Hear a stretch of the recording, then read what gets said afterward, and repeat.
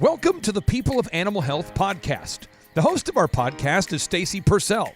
Stacy is the leading executive recruiter for the animal health and veterinary industries. She's the founder of Therio Partners and the Vet Recruiter. Stacy has placed more professionals in key positions within the animal health and veterinary industries than any executive search professional. And along the way, Stacy has built relationships with some outstanding people who are doing incredible things to make a difference. The People of Animal Health podcast features industry leaders and trailblazers who have made a significant impact or are making an impact in the animal health and veterinary industries. Stacy chats with them to learn more about their lives, their careers, and the unique and interesting things that they have done to contribute to the animal health or veterinary industries. She is here to share their stories with you. Now here's the host of our podcast, Stacy Purcell.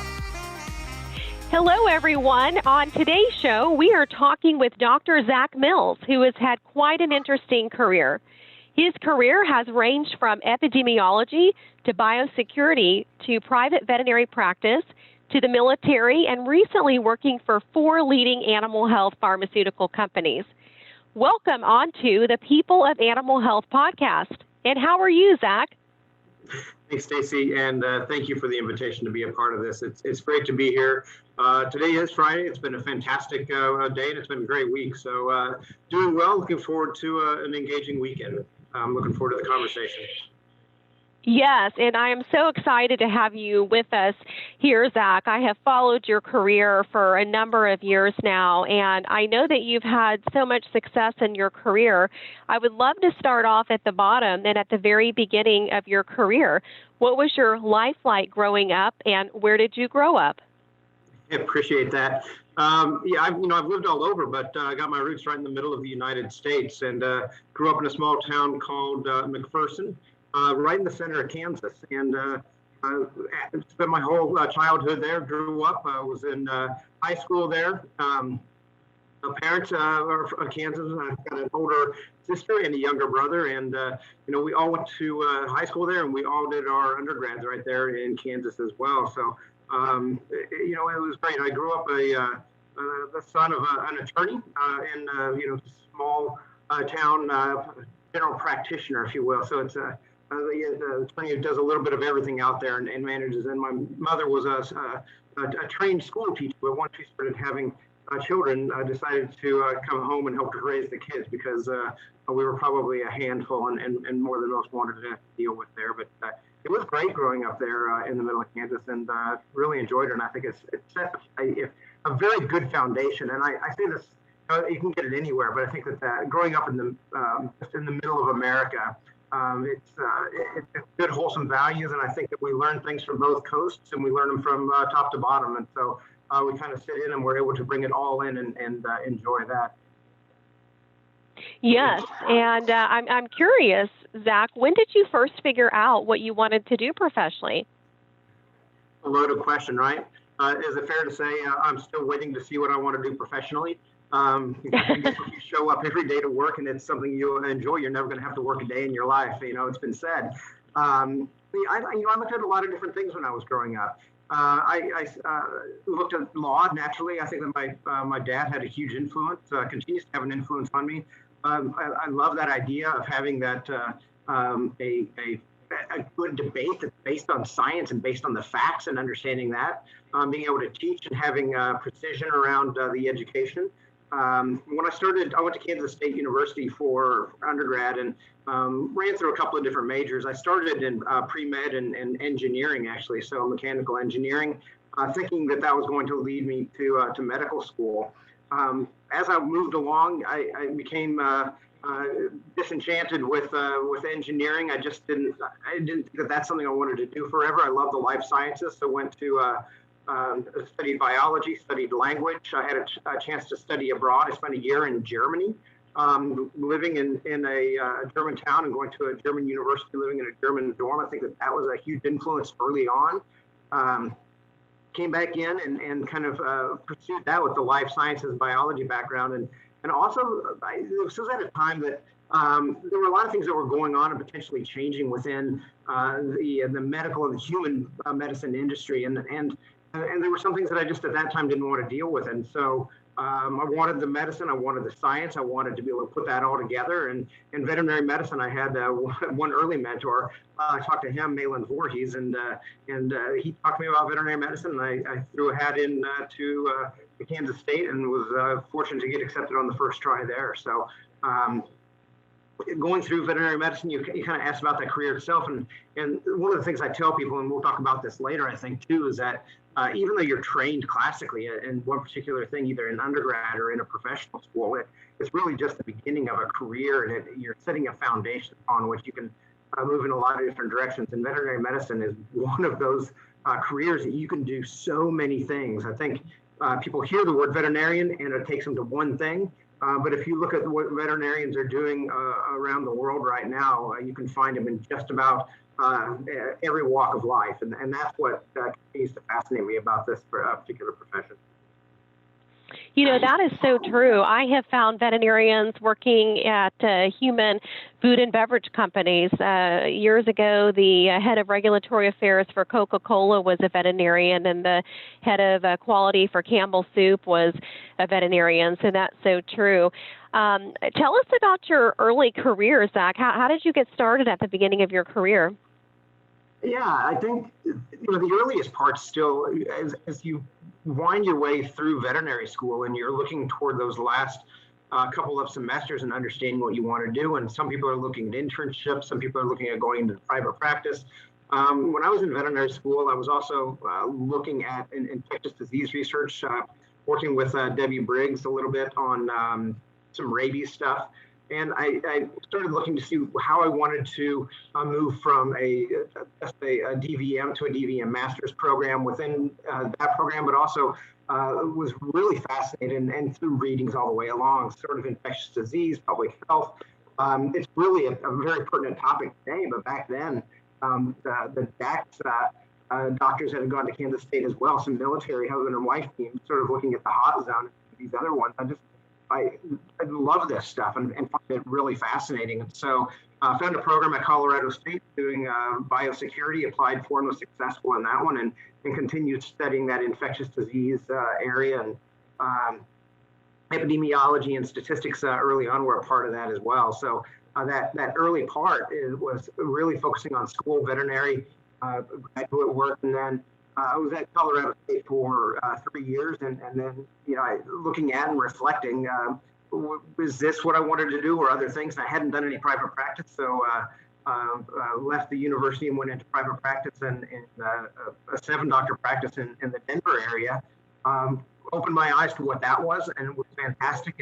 And was there for several years before I had the opportunity to go up and work with a solo practitioner up in the mountains in a little town called Bergen Park, which is just outside of Evergreen, Colorado. And at that point, I thought that this was a career path that I was going to be in private practice forever. I loved it up there, still do.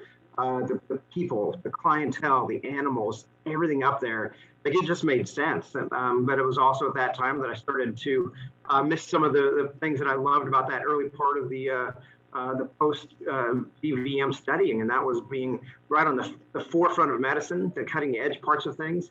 And so I started to look for opportunities within industry. And I would just add concurrently at this time is that I was approached by recruiters from the U.S. Army Reserve talking to me about what life might be like as a reserve veterinary officer working in the veterinary corps. And fascinated me. I've got a military history in my family, grandfathers and uncles, and on down the list. And just, it was a rich history, and I didn't want to go active duty. And so the opportunity to be a reserve veterinarian, still experience the things in the civilian life, but have that opportunity to serve my country. So I applied for and was accepted into the veterinary corps.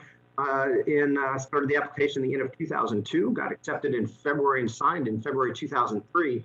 And so I've been in the Army Reserve ever since as well. And so now I've got both of these careers that I'm starting to manage. I'm early in my private practice career and early in my military career. And one thing I noticed pretty early on was that if I was going to be in private practice and purchasing my own practice, that it wasn't going to work out so well. So I started looking at going back into some other areas, including back to a university or back into something a little bit larger that could, in case I got deployed. It was a pretty intense area. If you remember the early 2000s, 2003, 2004, there's a lot of stuff going on. And I think that if you signed up for the Army Reserve, it wasn't a matter of if you were going, it was a matter of when.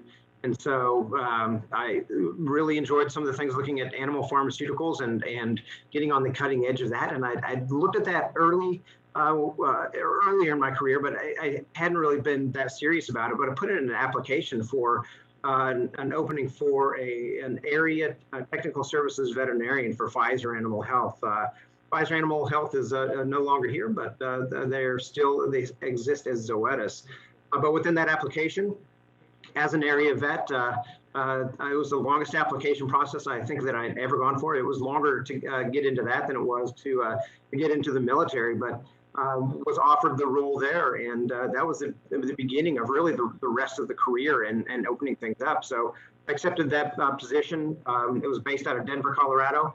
And I covered an area that included 10 states and parts of 3 time zones. And so going from a private practice in the mountains to all of a sudden covering everything from Denver up through Bend, Oregon, over to Montana and to the Dakotas and back down into Iowa and Kansas and over, it changed my life on what was out there to be able to do that and offer that medicine. And so that was the beginning. And so I started that one for several years. And then sort of like clockwork, you can imagine the next thing that happened is that I got the call up for a deployment, and I went as a civil affairs veterinarian to Baghdad and served in multinational division Baghdad and MND Baghdad, right at Camp Liberty, as the veterinarians for that particular division. So 7 divisions we split up across the country right there, and I provided the support for the military operations. And so I can talk a little bit more about that if you'd like to, but civil affairs veterinarian is a fantastic position, and you really get the opportunity, not unlike pharmaceuticals, to be at the tip of the spear of the things that you're doing. You are the subject matter expert for all things infantry that are going on in that, and we report up as the one civil affairs veterinarian to the 2-star general who's there, and it was General Hammond at the time, and he listens to what you have to say because this is back to that subject matter expertise.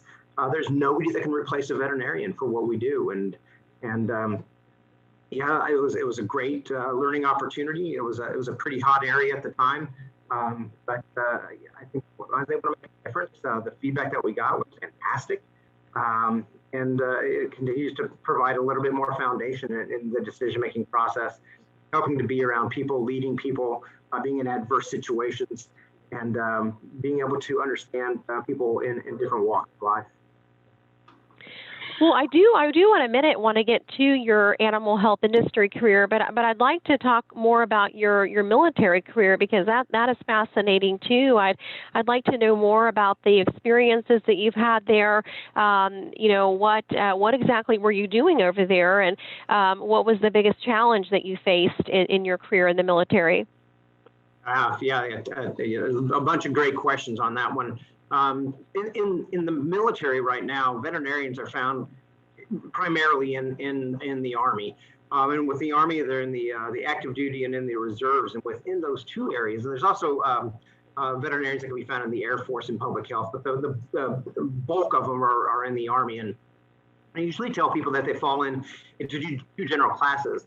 The veterinary corps, what used to be VetCom or Veterinary Command, really oversees 2 primary missions. One is the military working dogs, and these are military working dogs that are across all services. And so they treat the dogs for the Army, Air Force, Navy, everyone, and even contractor dogs when you're deployed and more. The other main mission on that one is maintaining food inspection and sanitation. And so we work really, really closely in it. And it has to go. You mentioned earlier that some of these veterinarians in Coca-Cola or other places, and it's because we're trained classically in comparative pathology. We can tell good from bad, and so we become the DoD, the Department of Defense agents for food inspection. And then we become the people that go out and work with the enlisted personnel to do on-site inspections for sanitation. We do areas where food is produced for the soldiers, catering and everything else. And it's really, it becomes a very large part of the equation because it's so important. If you think about infectious diseases now and what those can do to really wreak havoc on the troops. If the food is unsafe or unsound and the troops start to get sick, it removes us from a fighting force pretty fast. And so there's a lot of importance that's placed on that. So that's the one side, that vet core side. The other side where veterinarians are found, and it's a much smaller group, is really an area that's called civil affairs. And within civil affairs, it's a group of Army reservists primarily. There are some active duty civil affairs as well, but within that group, these veterinarians are trained to help work and set up civil society, try to get things back up on their feet and rolling again. And it's we're one subject matter expert in animal health, and we work side by side with others in the medical field, physicians and dentists and the like. And then we also work on our teams, the functional teams, with engineers and people that are in rule of law and transportation and infrastructure. And then we work with our civil affairs teams to be able to go essentially anywhere into the country and provide these assets as part of a combatant commander's overall vision to be partners with a host nation to help to set things up to counter insurgency and on down the list. And so with in that area, as a veterinarian, I do preventive medicine. And it primarily has to do with livestock medicine. If you're thinking about dogs and cats, they're not the primary breadwinners in countries of conflict. But herd animal medicine, it might be cattle, it might be beef or dairy, it might be goats, it might be sheep, it might be chicken, it might be the fish, and we become de facto advisors on agriculture as well, because we're the Department of Defense. We've got the ability to move around, and we have to be good communicators. We have to communicate to the command. We have to know what we can do to share that.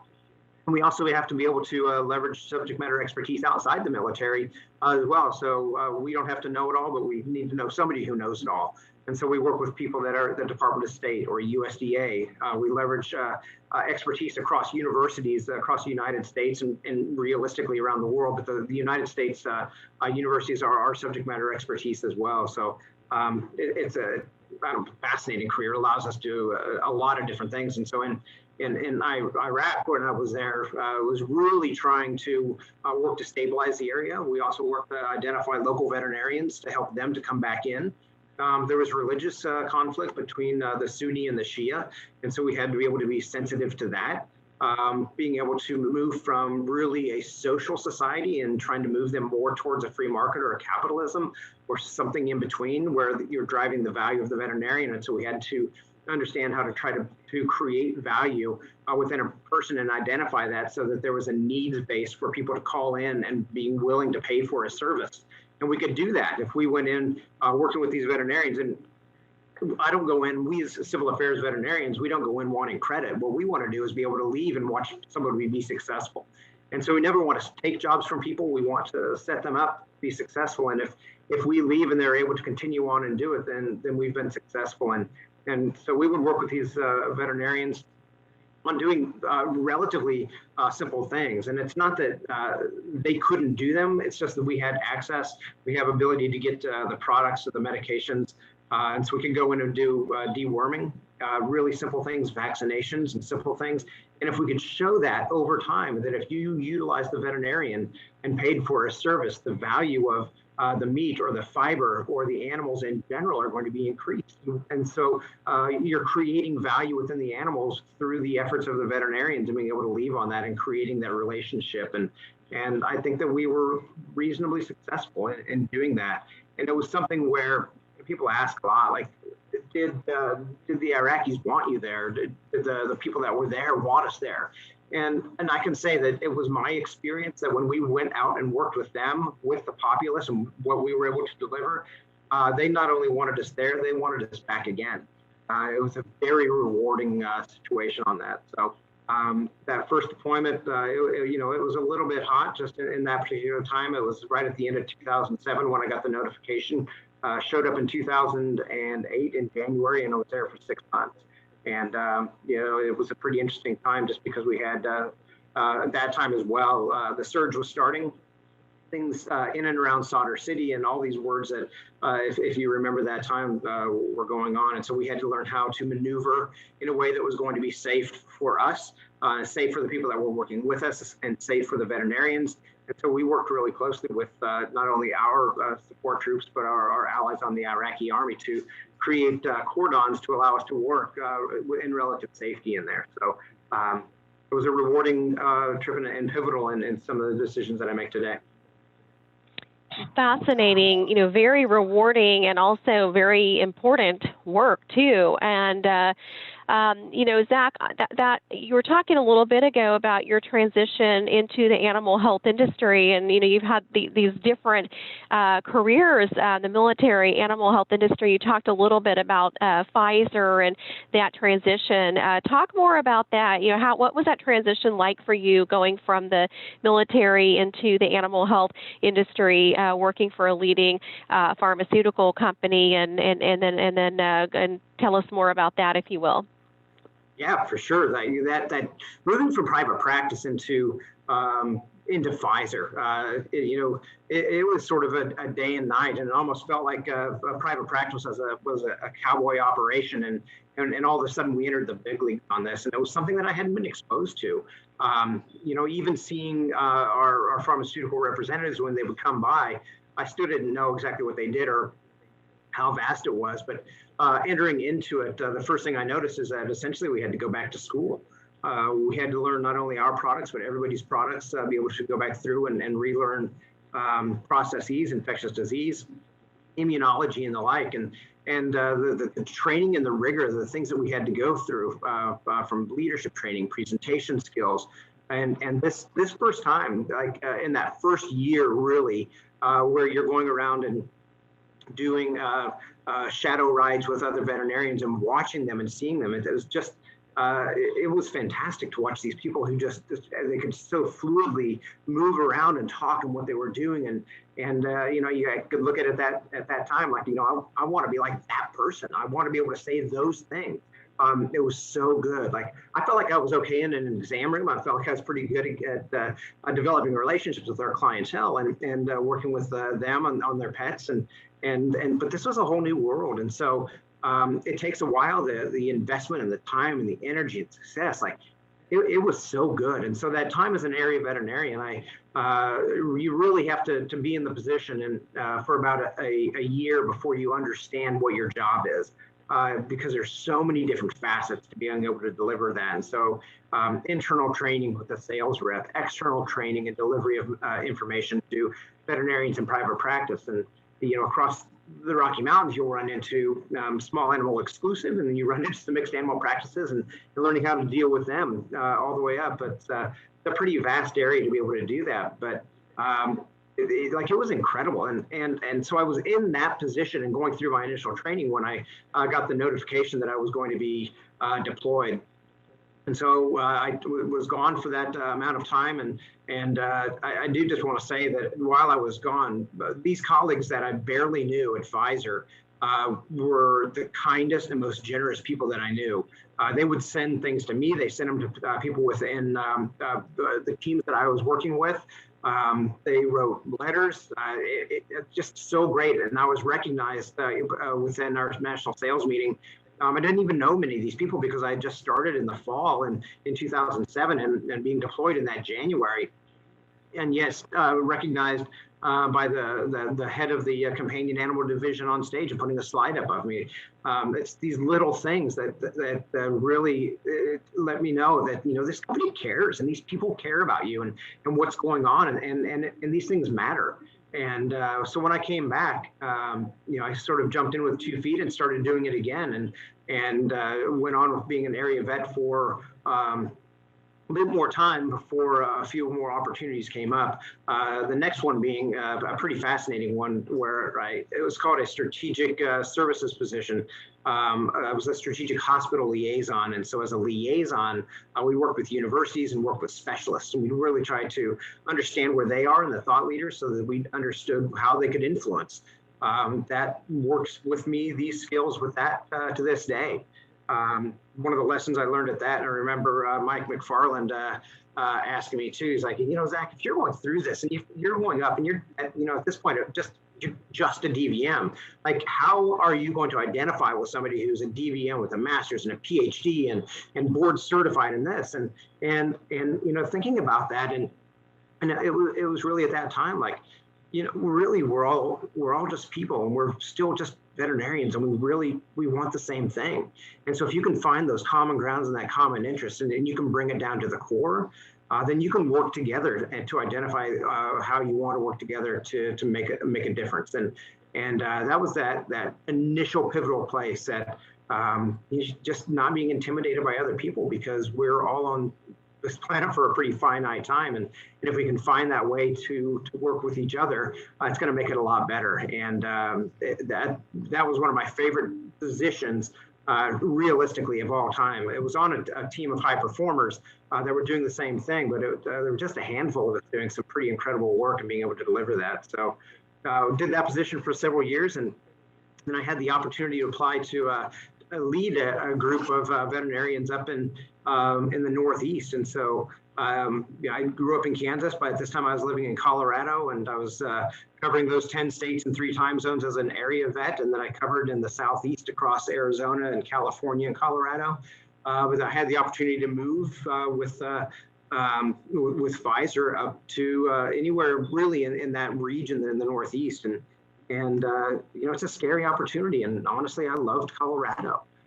So what makes you pull the trigger at this particular time? And I think that and this is one of those life lessons as well, is that if you are presented an opportunity to do something along these lines, that opportunity might not ever present itself again. And to not be afraid to say, yes, I'll give it a try.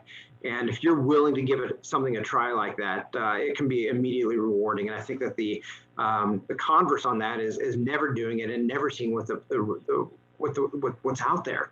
And that's the easy thing to do. Changes, especially once you're set in a career, and veterinarians, like we get set in general.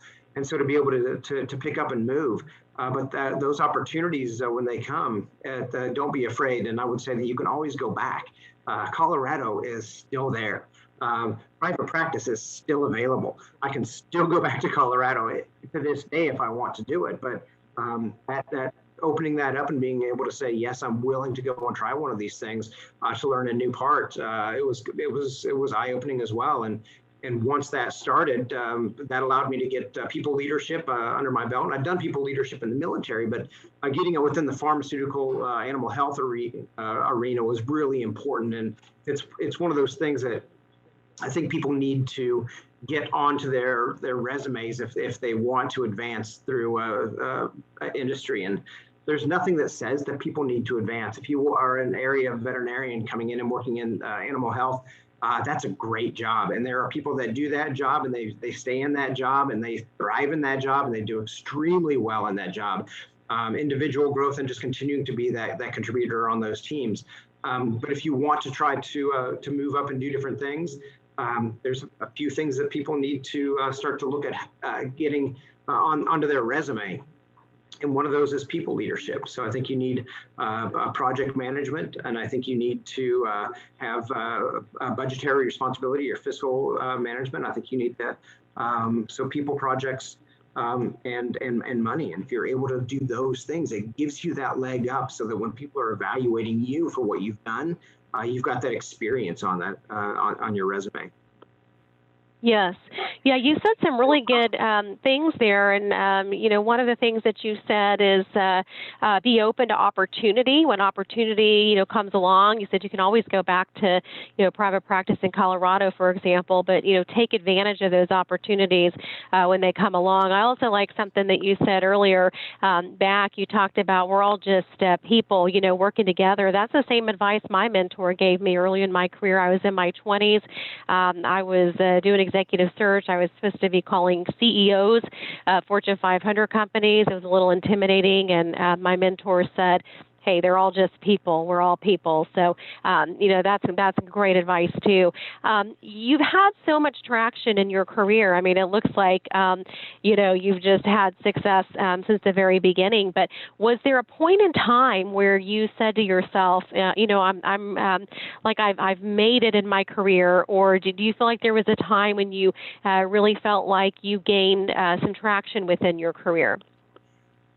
I think that first promotion, you make it into the company, and that's pivotal. And it's that very next promotion to put yourself out there and to be vulnerable for that as well. And I will say that you're not going to get selected for every job that you apply for, and that happened later on in my career to be able to do that. But seeing that success on it as well, and talking with those people, and I talk.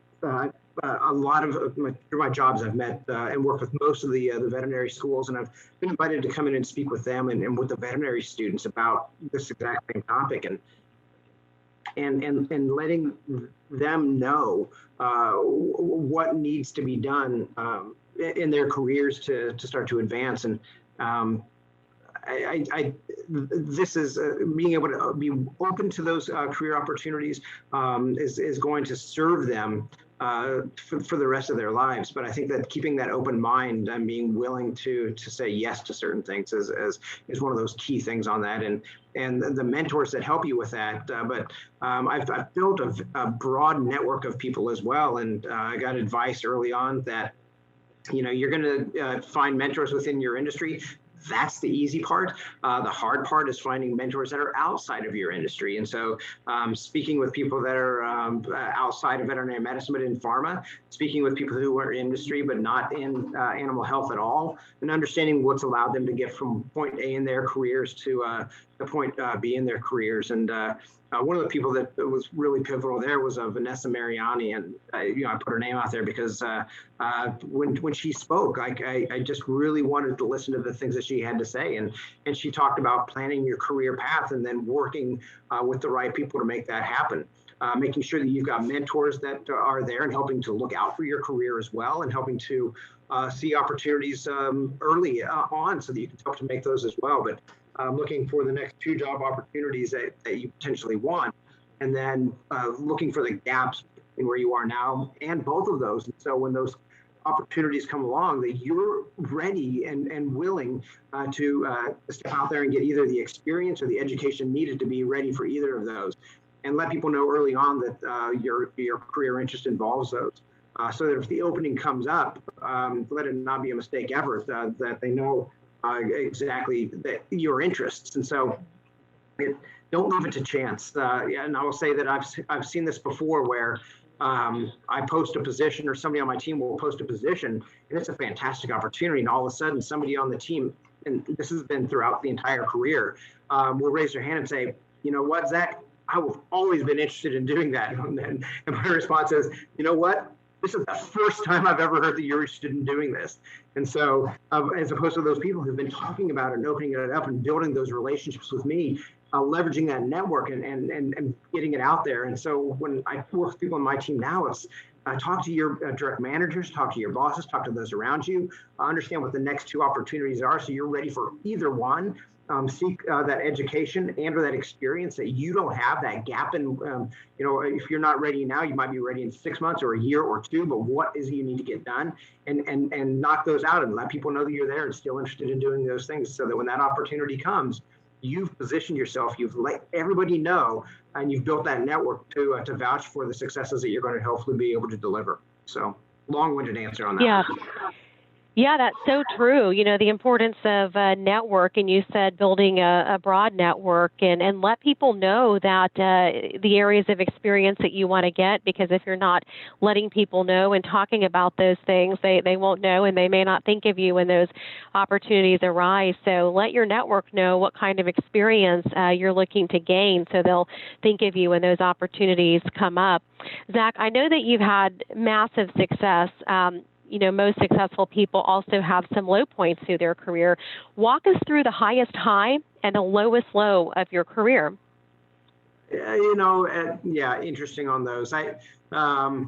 the highest highs and lowest lows. And this is like, I just got done taking a personality profile just this week. So it's interesting that, I'm relatively even keeled. And so it's, I don't get too excited about the greatest things, and I don't get too down about the down things on those. But, I think the first massive blow on this was when I was coming out of university, graduate school, and studying really high powered programs at Colorado State, and then going into private practice and working with a team that was there, and I got along fine with some of the people, got along great with the clientele, but I think that I was still early on in my career, and it's looking at yourself now like a little bit of a know-it-all, talking back a little bit where you probably shouldn't, talking when you should be listening, saying things that you maybe shouldn't say. And so I think that these things come with maturity, and I think that if you can learn from others, it's a little bit less painful. And so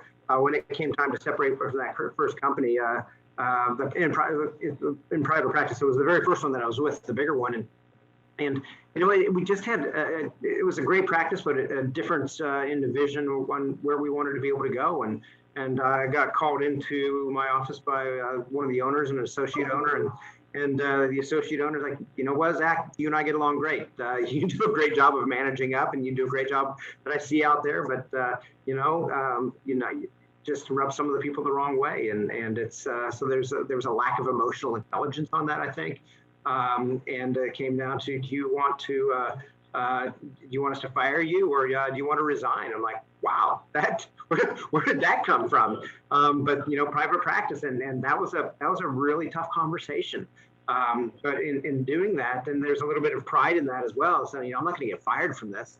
I'm tender my resignation today, and that's a pretty lonely feeling when you're out there being able to do that. So that I remember that first walk around the block when I got home, like, whoa, now what? That it was painful, but like this is one of those things too. Like, I think that most good things that come to people, you have to work hard to get them, and work is not.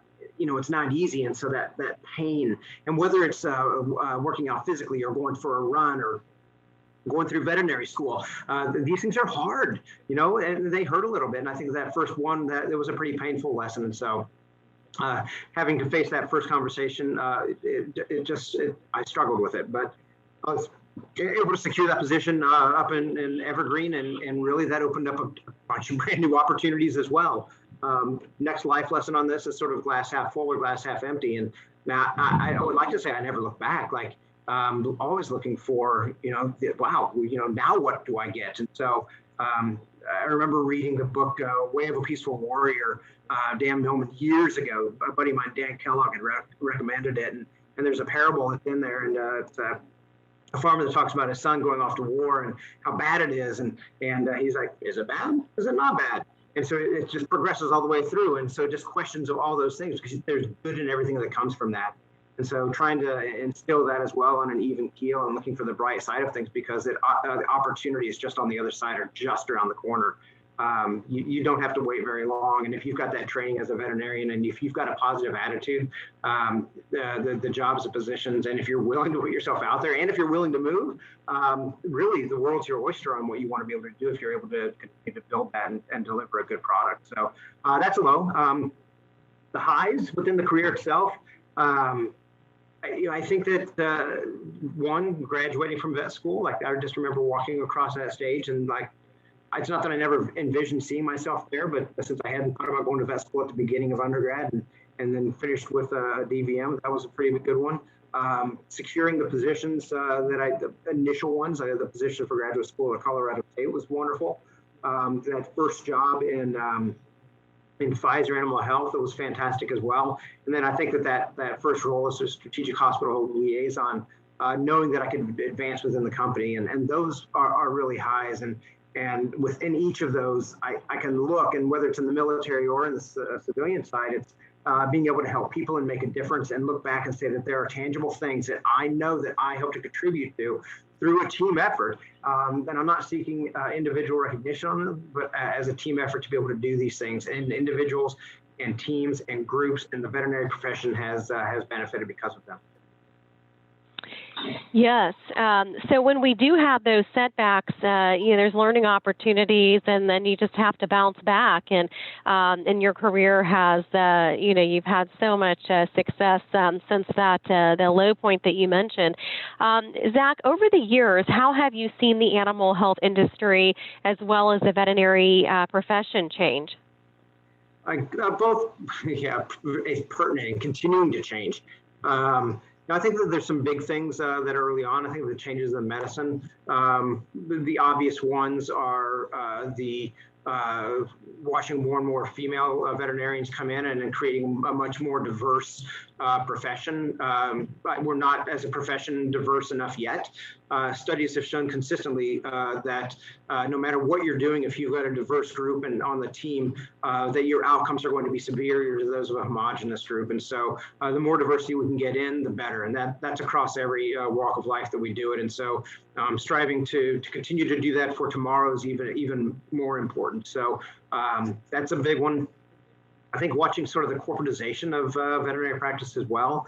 Graduating in 1999, and then it was certainly starting to happen then, but it was the rapid growth where you saw the consolidation of veterinary practices and purchasing groups and buying groups, and really doing in business what you call an acquisition model, and trying to streamline on success with those, and that's still going today. And you would never think that. There are still more groups coming into it, but there are more and more groups coming in, more people willing to buy. The competition for those individual practices going up, and that changes the way that we do things.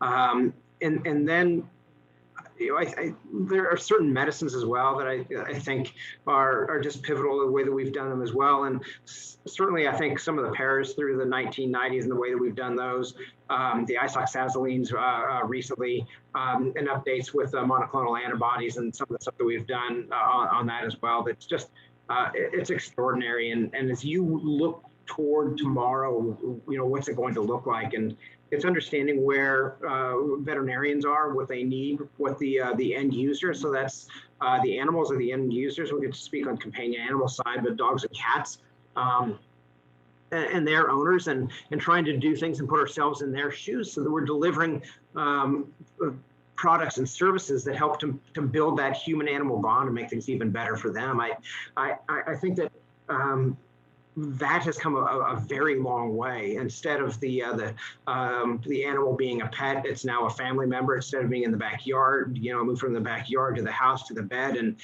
that bond, it's not going anywhere. It's getting even stronger. And one of the things that was so encouraging during the down points of COVID-19 was the amount of animals that were going up for adoption, and adoption centers running out of animals because they were bringing them in. People saw what the animals were doing for themselves. They saw the ability to help them and deliver things that they weren't able to do before. And so apologies on that.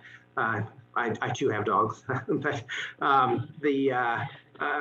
it's going to only get better. And so how do we deliver the products and the services that are going to do the most good for the most animals and the most people, and make it sustainable, and do what's right by the veterinarians as well, because the veterinarians are the ones that are at the core of what's going on, and making those recommendations and making the decisions and helping to influence things that are going on. And so it's that partnership of being able to deliver all of those things for tomorrow. Corporatization is not going to slow down. Retail is going to continue to grow. And the diversity is something that we need to support as we move forward. Yes. Well, you already answered this to some degree, but what does your crystal ball say about the future of the animal health industry as well as the veterinary profession? Yeah, the future is bright. You can see that right now with the growth in the public companies. You can see that with the popularity of certain retail and online companies that do extremely well. That with people having that. Dogs and cats being part of the family, it's individualized medicine, it's individualized care. They treat them extremely well, and customized services just get better and better, and the quality of medicine is going to get better. I think you'll see more consolidation. I think that it'll be harder to find one or two doctor practices, but that's not bad. Instead of them working 60, 70, 80 hours, maybe we can dial that back a little bit, start to get a little bit of focus on that work-life balance. one of the biggest initiatives that our group's working on, and is a concern, I think, for anybody in the industry, and certainly in our company, is that up and down, left and right, people see that the veterinarians are having issues with some of the mental health and the stress, and not being able to cope with it. And so suicide within the profession is it's at dangerously high levels as well. And so if we can find those root causes, we can help to balance people's lives out and understand what we're doing within the profession to make it better, because it can be so rewarding. But we want to make sure we're taking care of our own as well. So those are some of the things we need to tackle as a group. Yes, yeah, lots of challenges, but some opportunities there too, and solutions that we need to find ways to solve. I'd love for you to share with the listeners about the kinds of projects that you're up to today, Zach, if you will. Yeah, we've got projects sort of all over the board. Within our veterinary group right now, one of the things that is a huge focus on for our group is the colleges of veterinary medicine, being able to partner with those. I think that it's having that. I read long ago that two things of a good leader are having a vision and having a transparency to be able to do it. And so, I've got a vision of where I want these people to go in transparency, but I think the future of the veterinary profession lies within the vet students of today. And so understanding who the people who select to go to veterinary schools are, and what their needs are, and how we can help to support them going through, because those vet students of today are the veterinarians of tomorrow. And we need to be there for them. And so projects that help the colleges of veterinary medicine, that help veterinary students, are very high on our list. Projects that help to get products into the hands of customers in the right ways as well. I think that that's important as well. This sounds very industrial, like from industry medicine, but at the same time, like if we select to put animals on a particular dewormer or a parasiticide, we need to make sure that we're doing it in a way that's going to be the easiest way for the owners to get those products and to deliver those to the animals, and the animals to have that positive experience to be able to do it. If something either is uncomfortable, tastes bad, or is difficult to deliver in this day and age, life is too short. We're just going to not do those things because we don't want to deal with it. And so we need to make sure that it's a positive experience, and we create that experience as well. One of the things that we're also trying to do is really working with our veterinarians to deliver some really cutting edge opportunities for continuing education. We want to make sure that we're at the very front edge of the wave of delivering these things of what they need in ways that they want it, and in small chunks and bites, in where and how they can get it, in ways that are going to be utilizable, and you learn it today and utilize it this afternoon or tomorrow. So I'm working with key opinion leaders that are driving it, that are helping to influence the industry as well. It makes a big difference for us. So those are three areas that we're working in. There's a lot of things that we're doing right now to make it even better, but those are three important ones. Yes. Well, it sounds like you have a lot of variety in the role that you're currently in. I'm curious, what is a typical day like for you there? The typical day is that it's an atypical day. I think that's fair to say. This is different than it's been from a COVID standpoint before that, and what it's going to be like in the upcoming 3 months, 6 months, and 9 months. Today it's get up, come down, turn on the computer, and I always try to make sure that I have space in my calendar for me, and that's at the beginning, that I set aside the first hour, 7:30 to 8:30, reviewing emails, preparing for the day, understanding where I am, and being able to go with those. Making sure that I set time aside at lunch to take care of myself, and encourage my team to do these things as well. That if we sit at your computer all day, every day, it's just too easy to sit at your computer from 7 a.m. until 7 p.m. or longer. And you get up at the end of the day, you've never been outside. I don't know what you ate. If you did, you're eating and drinking in front of your computer as well. And so setting aside that time for you to be able to do those things, because the work's never ending, and I know that people are putting it in. So, those mornings, we do like everybody else. It's Zoom meetings or Teams meetings or any of the virtual meetings that seem like they're they go on forever. The one thing I will stress to people in that is that if you've got an hour, book your meeting for 50 minutes. If you've got 30 minutes, book your meeting for 25. Like, you've got to give yourself some space in there to breathe and to reset mentally to be able to do those things. And so as we look forward right now, some of the things as well that we're really starting to get back into the field right now. Our field force with our veterinarians on my team, they're getting back out in customers. They're working with the sales reps, and it's an exciting time. And really starting in July 1st is we're essentially unleashing the hounds, and they're going to be able to work. Still with masks and still with the proper defenses, but able to get back out there and start doing the things we did. And I think the most important thing, as I look at it, is that what lessons have we learned over the last 400 and some odd days between then and now that we need to not give up. We simply can't go back to the way it was, because life is not the way that it was, nor will it ever be that way again. And so I think between those things, if we're able to do those and make those tangible differences, we've got the ability to help improve the work-life balances of people across the teams. There might be people that were traveling more than they wanted to. There might be people that weren't traveling enough. And so this gives us that opportunity to reassess and evaluate the way that we work, how we work, where we do this, to make that engagement for our team even better.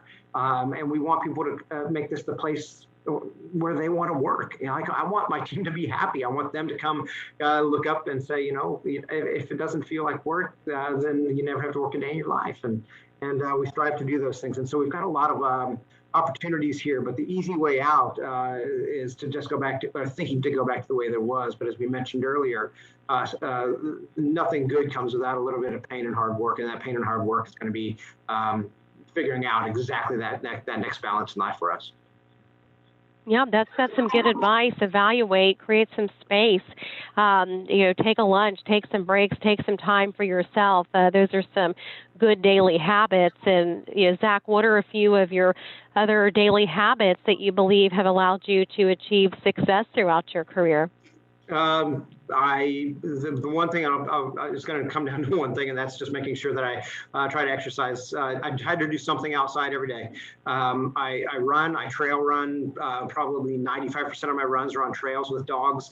I get outside. I try to do exercise, and to me, outdoors is it's a power position, but it might not be for everybody. But I would say find that one thing that recharges you and takes your mind off of everything else, and carve out that time, and never look back at the end of that day and say, I wish I would have taken time to read that book, or to go for that walk, or to listen to whatever that was, or cook that meal that I love cooking, because you then live with regret slowly each day. But if you make sure that you do those things, it recharges your battery, and after that little break or whatever you're able to do, then you're able to come back with 100% of your energy. So for me, it's exercise to be able to go out there and do that, and just spend time on the trail with my dogs. Love it.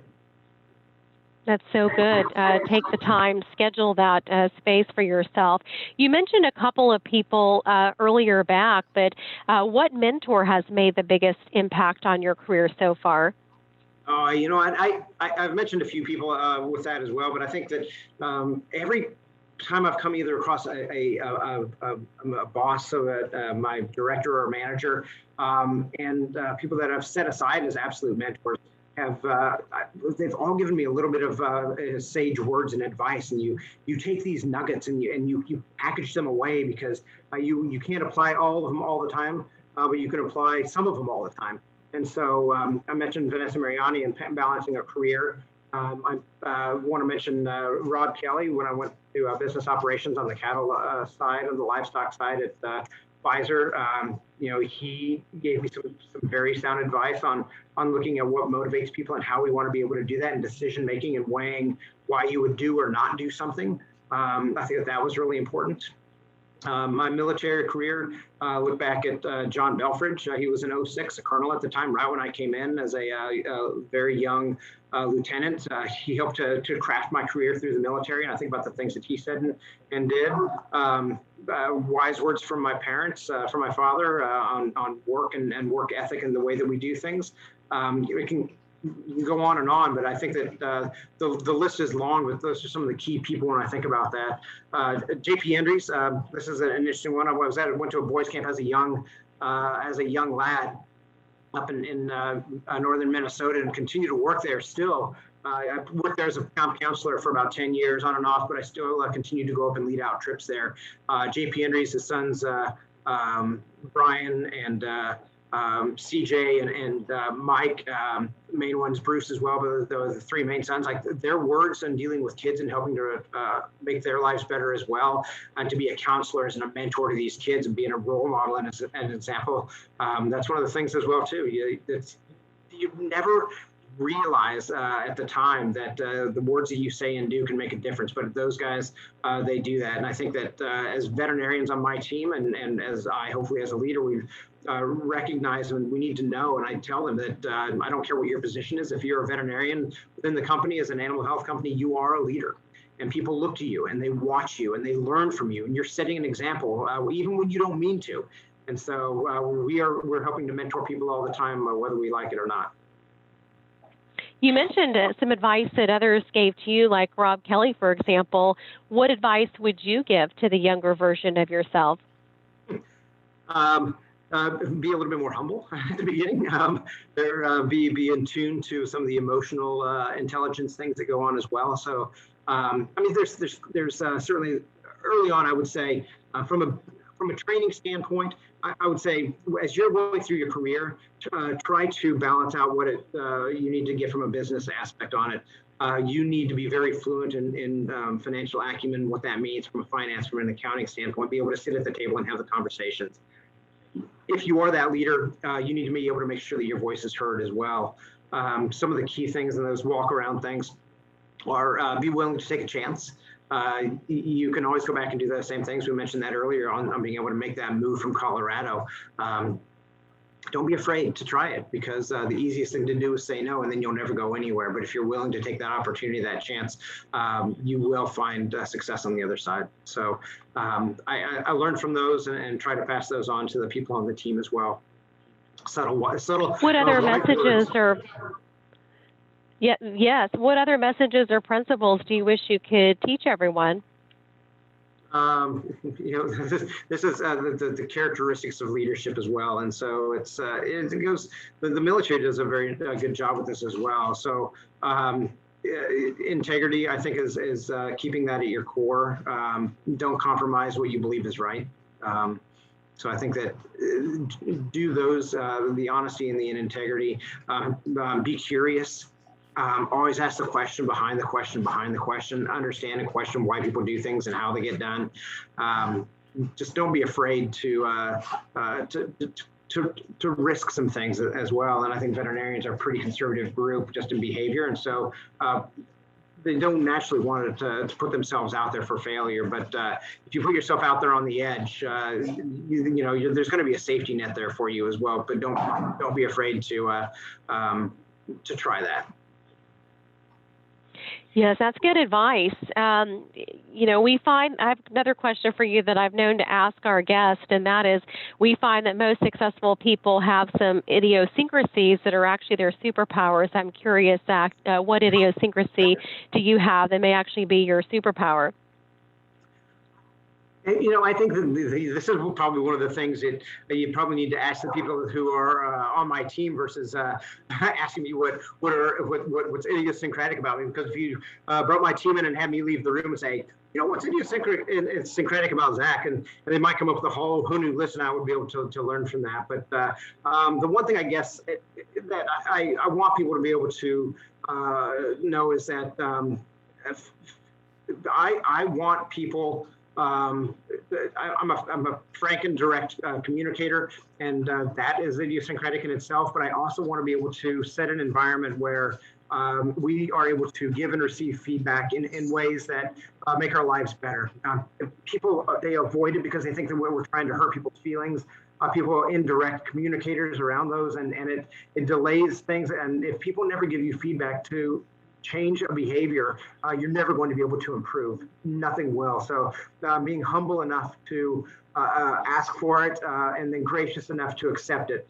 And if you are so willing to be able to take action on that and to be able to look at yourself from the outside in and make sure that you're doing those things. And so create an environment where it's welcome, show people that it's welcome and ask for that permission to give that feedback to them as well, because we're our own best friends. And if we can't have that open and frank conversation, then we're not going to improve. We're just going to do the same things over and over and over again without change. So mildly idiosyncratic, we're always asking for that type of feedback.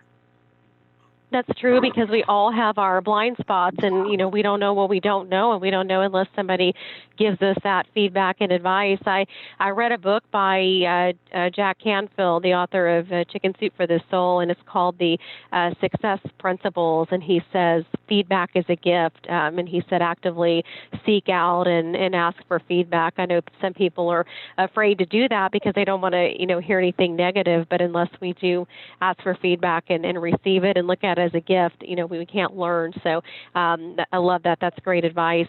I'm curious, are there any books that you believe that all of our listeners should read? Are there any books that you've read that you would recommend? I don't watch much TV. I don't have cable. I haven't had it in the house. We have a TV, but jokingly, we have a TV, but there's no furniture in the room, so there's disincentive to watch it. So doing other things, and one of those things is reading. And so all I can say is that reading is going to make you a better person across the board. And I don't care how you do it. Do things that make you happy, but stress the reading is important. And so I read a lot, and I read a lot every day. I've got subscriptions to the New York Times, the Washington Post, and the Wall Street Journal, Foreign Affairs and Foreign Policy, because I believe that the world is larger than the United States itself. Those are daily reads. I check those all the time. I can say that I'm part of a book club with friends in Colorado still. We have been doing this via Zoom forever. And within that, we try to alternate a fiction or two with some nonfiction books, and we've gone through with that. We get one about every 6 weeks on that. Legitimate discussions and high-powered books and some extraordinary opportunities within that.